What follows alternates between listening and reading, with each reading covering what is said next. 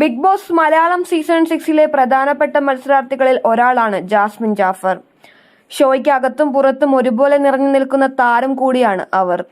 ജാസ്മിന്റെ വീട്ടുകാരുടെ ഇടപെടൽ, അഫ്സലുമായുള്ള ബന്ധം തുടങ്ങി വിവിധ വിഷയങ്ങൾ ബിഗ് ബോസ് ആരാധകരും സജീവ ചർച്ച വിഷയമാക്കി.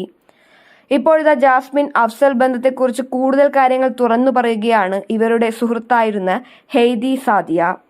ഒരു 7 മാസ കാലയളവിന് മുന്നേയുള്ള ഫ്രണ്ട്ഷിപ്പ് സർക്കിളിൽ കണ്ടിട്ടുള്ളതും മനസ്സിലാക്കിയതുമായ കാര്യങ്ങൾ വെച്ചാണ് ഞാൻ ഈ വീഡിയോ ചെയ്യുന്നത്. ഒരുപാട് ആളുകൾ ഇപ്പോൾ പലതരത്തിലുള്ള നെഗറ്റീവ് പറയുന്നു. അതെല്ലാം കേൾക്കുമ്പോൾ വലിയ ബുദ്ധിമുട്ടുണ്ട്. യാഥാർത്ഥ്യം ഇതൊന്നുമല്ല. അവരെ അങ്ങനെ കുറ്റം പറയേണ്ട ആവശ്യമില്ല.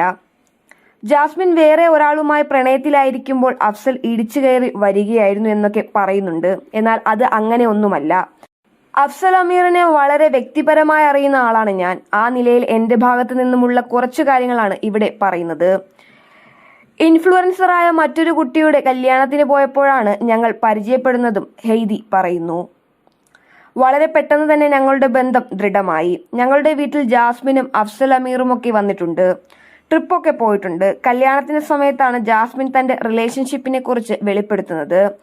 ജാസ്മിൻ കമ്മിറ്റഡ് ആയ കുട്ടിയെന്ന നിലയിലാണ് എല്ലാവരും കണ്ടിരുന്നത്. അഫ്സൽ ബ്രേക്കപ്പ് ആയിരുന്നെങ്കിലും വീണ്ടും അത് ഓക്കെ ആകുമെന്ന നിലയിലായിരുന്നു. ആ കുട്ടിയും അന്ന് കല്യാണത്തിന് വന്നിരുന്നു. വളരെ സന്തോഷത്തോടെയാണ് പിരിയുന്നത്. അങ്ങനെ ഇരിക്കെയാണ് ജാസ്മിൻ ആ റിലേഷനിൽ നിന്നും ബ്രേക്കപ്പ് ആകുന്നത്. അവൾ വലിയ വിഷമത്തിലായിരുന്നു.